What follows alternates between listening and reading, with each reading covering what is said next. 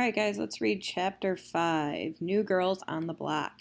Sunday night, October 1st, 1871. Sunday night, just when Poppy, Noreen, and Sheila were about to go to bed, Ma Brennan burst into the small room clutching two girls by their shoulders. "New sisters for ya," she roared, shoving both girls into Poppy's mattress. "You'll share the bed tonight with Poppy. Tomorrow, I'll look around for another mattress. You two are going to start learning how to make money. First thing in the morning." Before anyone could ask a question, Ma turned into the hallway and headed up the stairs to the nightclub overhead. The two strangers parked themselves on Poppy's bed and gawked at their new surroundings. "This place is ugly," said the older one. She looked about 15, and her brown hair was pulled back and tied with a faded red ribbon.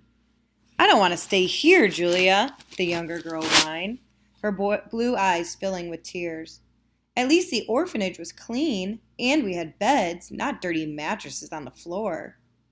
"Hush up, Renee. You couldn't wait to get away from there. Quit complaining." Julia turned to Poppy. "I've been taking care of Renee for about a year now. She gripes a lot."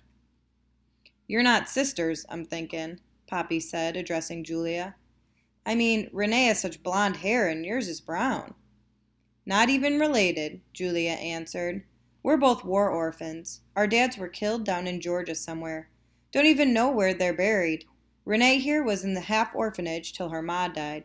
Then they were going to send her to the big home when—" "That's when I escaped," Renee interrupted. "I wasn't going to that orphanage. I know all about that place. People come pretending you're going to be a part of their family, and then all they want to do is make you work for them." Julia agreed with a knowing nod. Renee would be a slave for the rest of her life. "What about your mother?" Poppy asked Julia. "Never knew her. She sent me to my grandma's, and I never heard from her again. Grandma yelled a lot, so I ran away."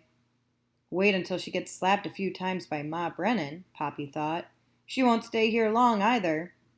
Sheila came over and squeezed between them on the mattress. "You were smart kids to run away." She peered at Renee's short hair. "How come your hair's so short?"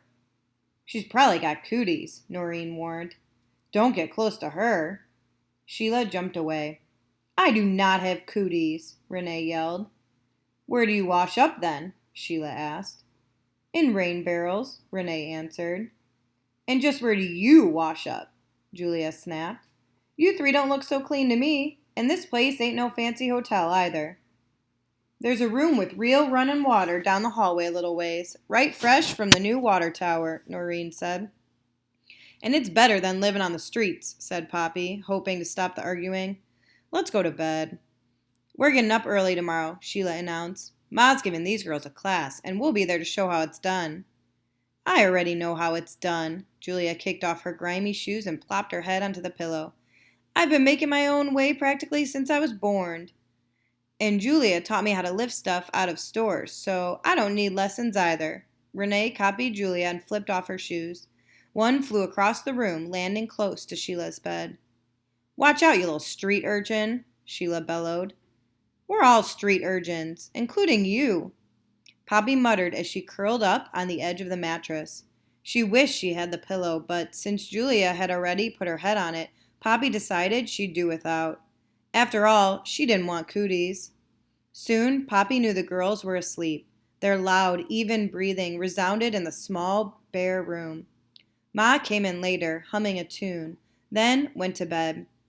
Now the room echoed with her snores. Poppy couldn't sleep. Instead, she thought about street urchins. The town was full of them, all trying to find a place to live, scrounging around for other folks' leftover food. Poppy had seen the rich people, like the Palmers, who owned many businesses, including the brand new Palmer House Hotel, in their beautiful clothes and jewels. Why should some people be so rich and others so poor? Poppy didn't want to grow up and be like Ma Brennan or the ladies that came and went upstairs in the Willow Resort. She thought again about her $5 hidden in the old foundation. Not enough yet to run away. Tomorrow was Monday. "Isn't that the day that boy Justin is going to show me his new goat?" Poppy wondered. "Yes, he said he'd be at the jewelry store with his goat after school on Monday." She chuckled quietly. "How crazy he is, bringing a stinking goat to that fancy store. But he wants to show me how his goat makes a good pet and doesn't stink." She snickered again. And he expects me to believe jewels grow out of rocks. He must think I'm stupid to believe that baloney. Maybe I'll go see him and his goat tomorrow, if Ma finishes with her lessons by afternoon. Poppy knew Ma would spend some time teaching the girls how to lift things off the store countertops when no one was looking, how to shove them quickly into a sleeve or pocket.